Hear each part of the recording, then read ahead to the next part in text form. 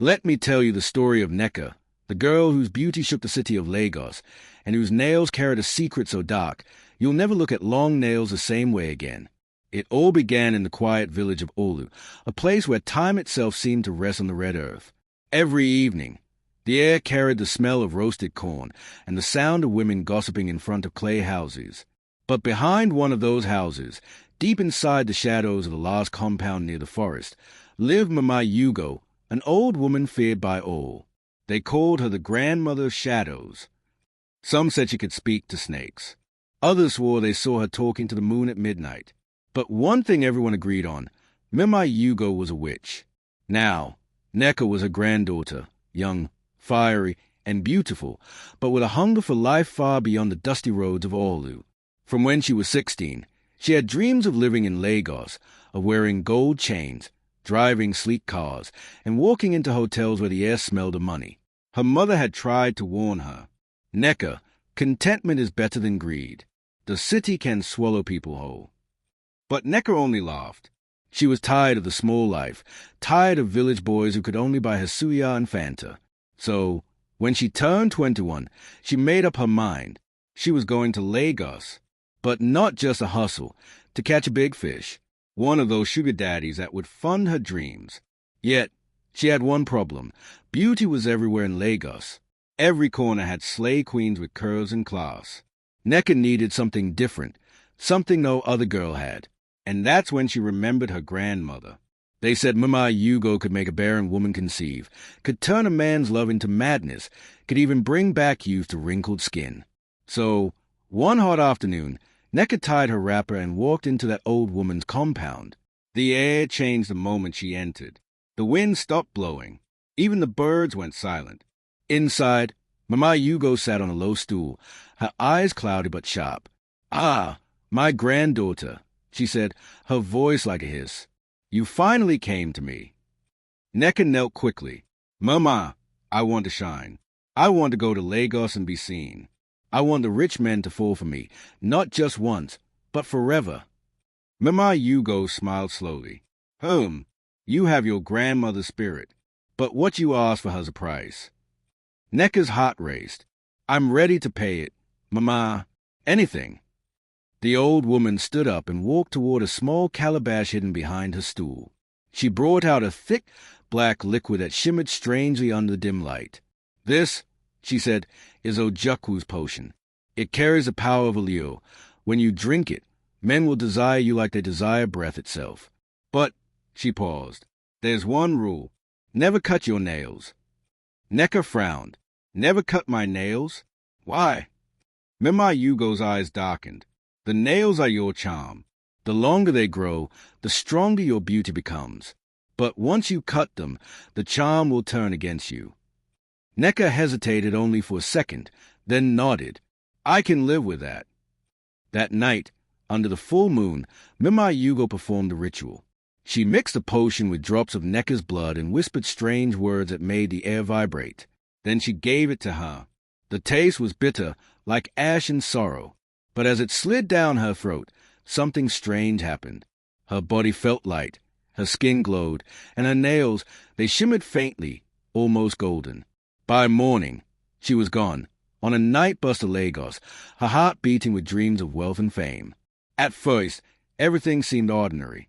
But the moment she stepped out in Lagos, people noticed her. Men turned their heads. Women stared with envy.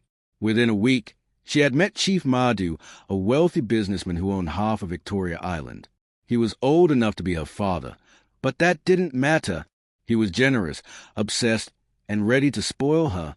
He bought her an apartment in Lekki, cars, clothes, and designer bags. And every time she looked in the mirror, her nails had grown a little longer, and somehow she looked even more beautiful. But then, strange things started happening. At night, she would wake up and hear whispers, faint, female voices calling her name. Sometimes, she would see shadows crawling across the ceiling, nails glinting in the dark. And when she tried to tell Chief Madu, he laughed. "Ah, baby, Lagos is just stressing you. You need rest." But Nneka knew what she saw. She knew something wasn't right. One night, She woke up and saw a reflection in the mirror, smiling back at her even though she wasn't smiling. And then her reflection whispered, "Don't cut them. Nneka, don't ever cut them." From that moment, her world began to twist. Her nails were growing faster than ever, long, sharp, and golden. People began to talk. Makeup artists refused to touch her hands. Chief Mardu's wife started having nightmares. And one morning, when Nneka looked at herself in the mirror again, she realized something horrifying. The color of her eyes had changed. They looked just like her grandmother's. If Lagos was a spirit, my people, then it would be a woman, beautiful, loud, and dangerous. She'll open her arms to welcome you, but if you're not careful, she'll swallow you whole. Nneka thought she had conquered that spirit. She thought Lagos was a playground. But soon, she would learn that every gift from the gods comes with a debt, and the gods always collect. After Chief Mardu, everything came easy. The moment he introduced her to his rich friends, the doors of luxury opened wide. She went from a one-bedroom flat in Lekki Phase 1 to a penthouse in Banana Island. She had stylists, chauffeurs, and her name started to buzz in high circles. But more than that, people couldn't explain her beauty. Men who met her once would call her every hour. Women whispered that she must have done something spiritual. But whenever they asked for her secret, she just laughed and said, "It's God's grace." But she knew the truth. It wasn't grace. It was Mama Yugo's potion. And her nails, those beautiful golden nails, had become her crown and curse. At first, she loved them. They were elegant, unique, her signature. But soon, they began to grow too fast. She could almost watch them lengthen in real time. Her manicurist begged her to trim them. "Auntie Nneka, beg this thing don day scario." But she couldn't. She remembered her grandmother's warning. Never cut your nails. Once you do, the charm will turn against you. So she smiled, paid the girl double, and left. Yet, beneath that smile, fear began to creep in. Her fingers sometimes twitched on their own, as if something inside them wanted to move. At night, she dreamed of long, clawed hands reaching for her through smoke. She would wake up sweating, her nails glowing faintly in the dark. The first real sign of danger came one Friday night. She was at a private party in Ikoyi. Champagne, slow music, diamonds glittering under soft lights. Everyone wanted a photo with her. And then, suddenly, she felt something cold crawl up her arm. When she looked down, she saw a small black snake, tiny, thin, almost invisible, slithering across her wrist. She screamed. The music stopped. But when everyone turned to look, the snake was gone. Just like that. People thought she was high. Chief Mardu tried to calm her, but she couldn't shake off the feeling.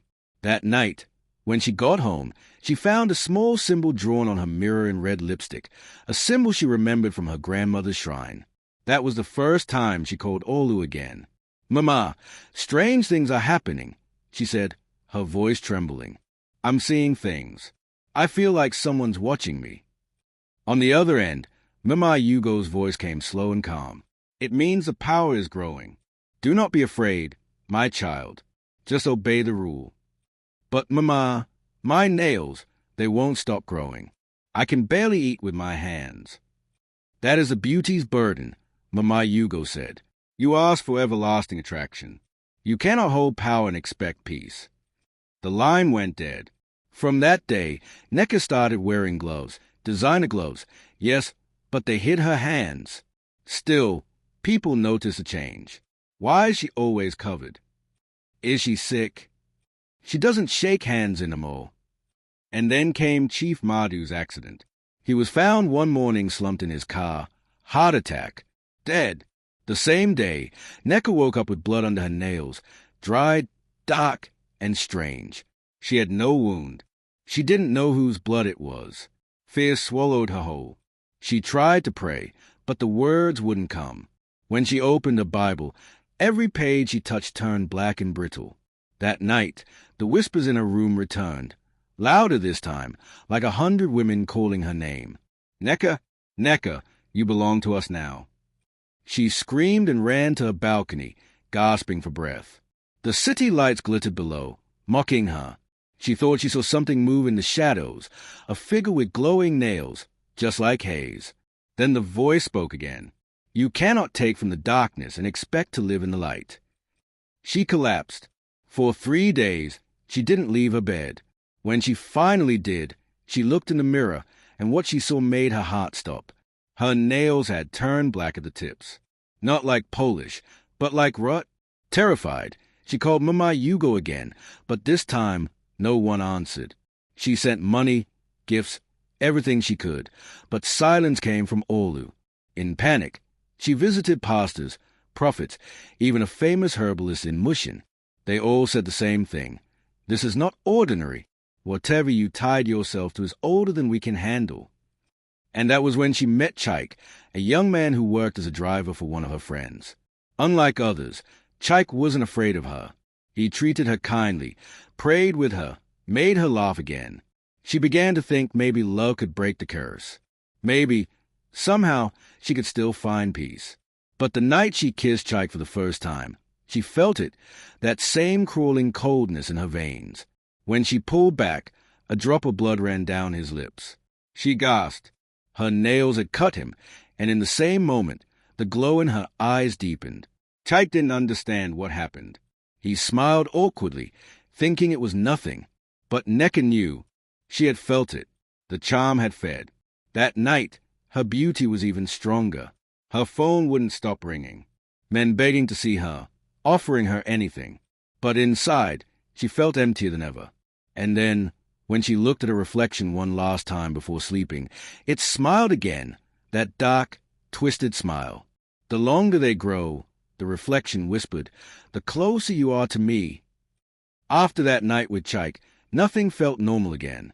Every time Nneka looked at her hands, she remembered the tiny cut on his lip, the drop of blood, and the way something inside her had relaxed, like a hunger being satisfied. It scared her. You see, it's one thing to enjoy attention. It's another thing entirely to feel like a predator in your own skin. She started avoiding him. She muted his calls, lied that she was busy, locked herself up in her penthouse, and pretended the city outside didn't exist. But Lagos doesn't know how to be quiet. The honking, the generator noise, the distant music from clubs.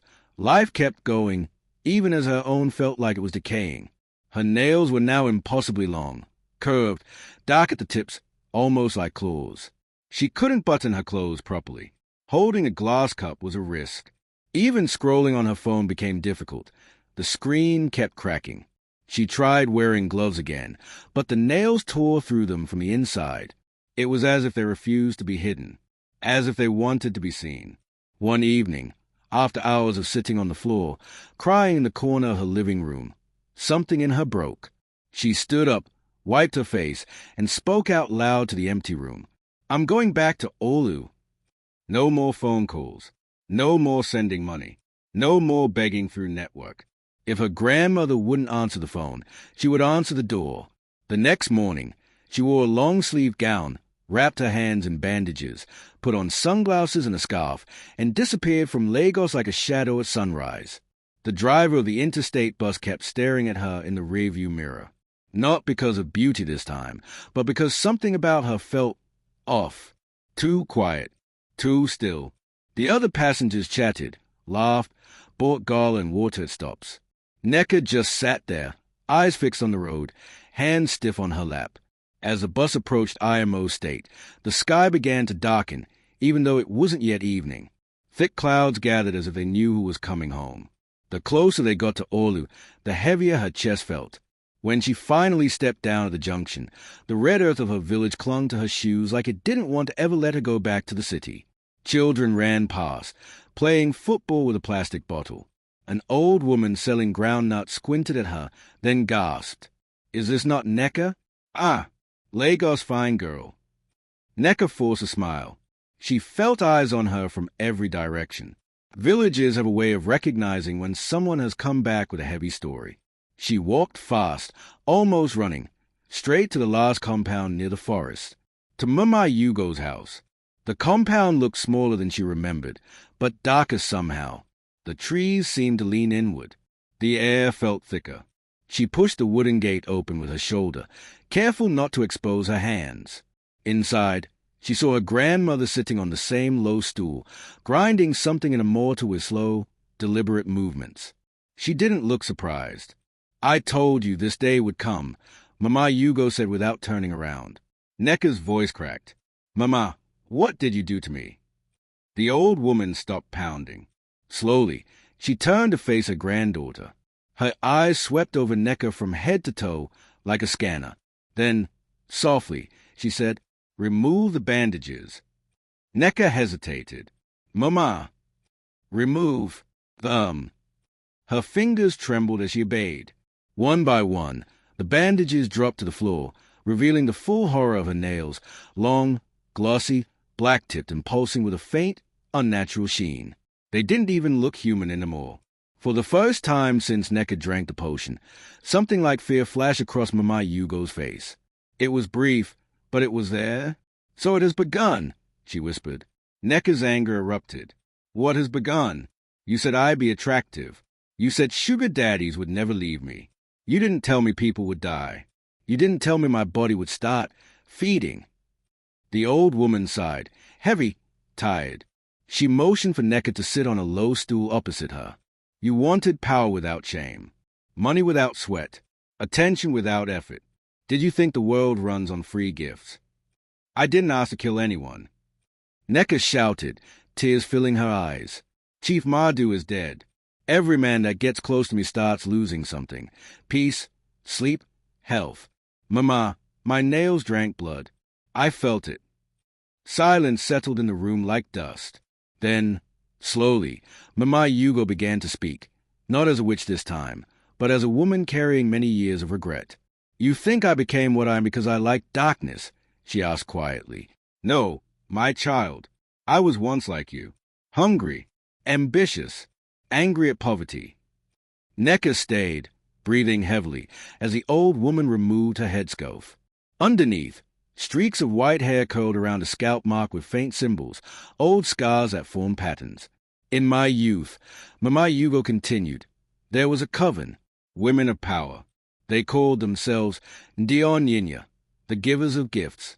They promised beauty, protection, wealth, the devotion of men. But gifts from them always come with a blood debt.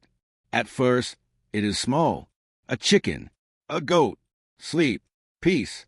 But as the power grows, the sacrifice must grow too." She looked at Nneka's nails and shook her head. "When I joined them, they gave me a mark. It allowed me to gain favors, to control people's hearts, to make men kneel. But the spirits that fueled that power were hungry. Every time I used it, something was taken from someone." Nneka swallowed. "So why give it to me?" "Because I'm old." "Nneka," Mama Hugo replied, her voice breaking. "The spirits do not like retirement. They like continuity. They needed blood from my bloodline, someone young, strong, beautiful. The moment you came to me with that request, I knew they had chosen you. If I refused, they would kill you in the city, or take your mind. So you cursed me to save me." Nneka whispered, hurt deepening. "In my own twisted way, yes," the old woman said. "But I thought you would be wise. I thought you would use it gently, sparingly, not this Lagos madness of sugar daddies, parties, and show-off." Nneka laughed bitterly. "Gently? Mama, this thing grows even when I do nothing. It feeds even when I don't want it to. I hurt someone I care about without meaning to." The name formed in her throat like a confession. "Chaik." A flicker of curiosity crossed Mama Hugo's face. "Who is Chaik?" Nneka looked away. "Someone who sees me, not the glamour, but if I stay near him, I will destroy him." For a moment, the old woman softened. "Love," she murmured, almost to herself. "That is one thing even spirits don't fully understand." Then her eyes sharpened again. "Listen carefully, Nneka. The nails are not just decoration. They are channels. Every drop of blood they taste strengthens a pact. Every man who obsesses over you, every life that bends around your beauty, all of it feeds the entities behind the charm. That is the blood debt. Wealth and attention for you, energy and life for them." Nneka's stomach twisted. "So what happens if I refuse to keep feeding them?" The room grew colder. Outside, The wind picked up, making the trees scratch against the zinc roof. They will collect their balance another way, Mama Hugo said quietly. Through madness, through illness, through taking from the people you love. Oh, she paused. Through you. Nneka's hand began to shake uncontrollably. I want out, Mama. I don't care about Lagos again. I don't care about money, or apartments, or bags. I just want to be normal. I want my own hands back. For a long time, Mama Hugo said nothing. Then, slowly, she stood up with the help of a walking stick and limped toward the inner room. When she returned, she was holding a small wooden box carved with symbols. She placed it between them. This, she said, is the only reason I am still alive. She opened it. Inside was a single, shriveled fingertip, nail and all, dark and dry like charcoal, wrapped in old cloth. The air around it felt heavier, as if the box held more than just dead flesh. This was my sister's, Mama Hugo confessed. She tried to break free. She cut her nails herself. That very night, she went blind.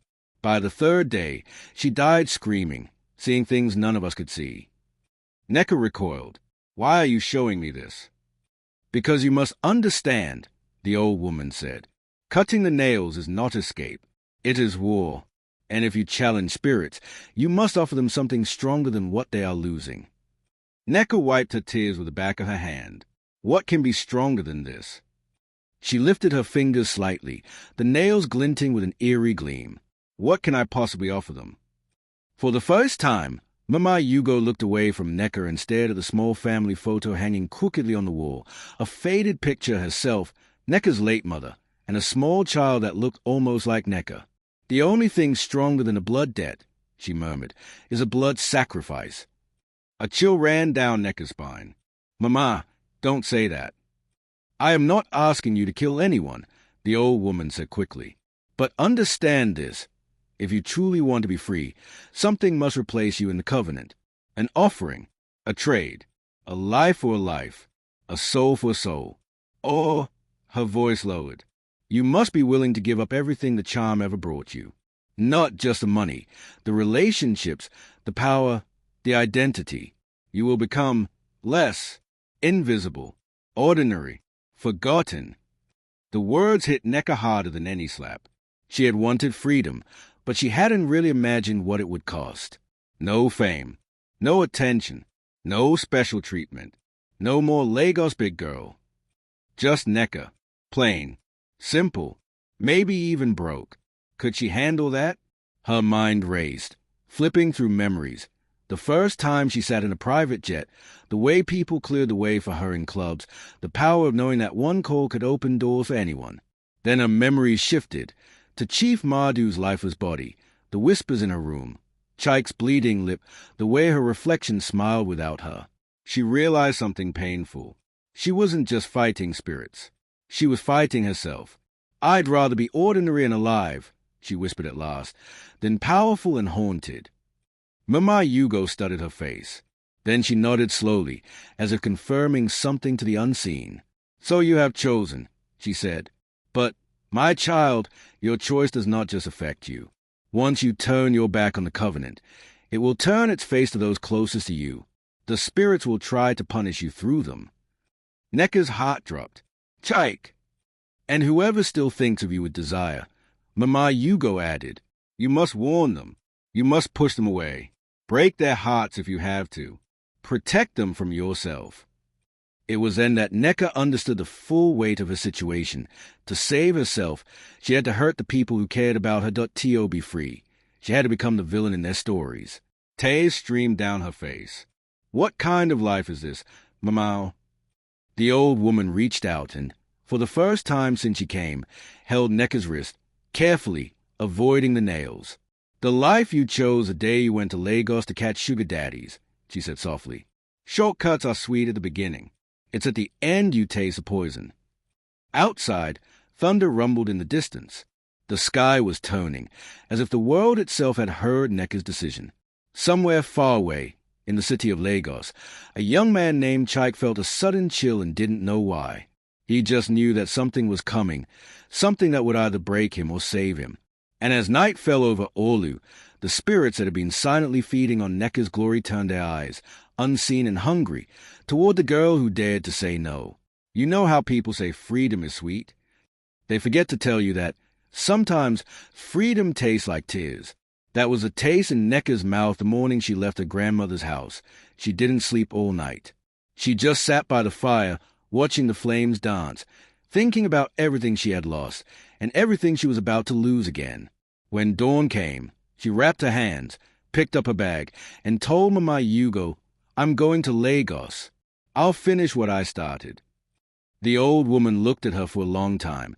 The way mothers look at children they know they can't protect anymore. "Remember," she said quietly, "when you start to pull light away from darkness, darkness will pull back. Don't be afraid when it fights." The journey back felt longer than ever. The bus shook, the road stretched endlessly, and each bump felt like a warning. By the time she reached Lagos, the city looked different, louder, brighter, hungrier. It was as if it had been waiting for her. When she stepped into her penthouse, the air felt thick and stale. The mirror by the door was cracked. Though she didn't remember breaking it, her perfume bottles had leaked. Her favorite heels were lying on the floor like fallen soldiers. But the strangest thing was the smell. Sweet, rotten, like flowers left too long in a vase. She took off her scarf. Her nails shimmered faintly under the lights, longer than before, curling like the claws of some trapped bird. They looked alive, and she could feel them humming quietly, angry. That night, she called Chaik. "Please, come over," she said. Her voice was steady, but her heart was breaking. When he arrived, he smiled the way only people who still believe in love smile. He carried food. He joked. He said he'd missed her. But when he reached to hold her hands, she stepped back. "Don't touch me," she said softly. He froze. "Nneka, what's wrong?" She took a deep breath. "Chaik, you have to forget me. Whatever you think we have, end it here." He laughed, confused. "Is this about money? You think I care about that? I just want you." She looked at him, and for the first time she realized how cool the truth could sound. "If you keep wanting me, you'll die."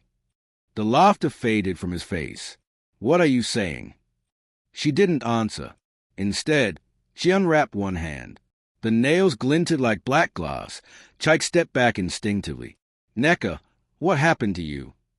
"Nothing you can fix," she said. "Just go. Please."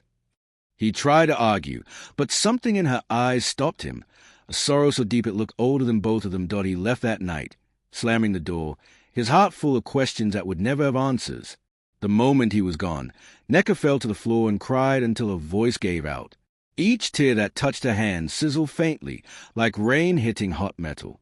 Over the next few days, she cut ties with everyone.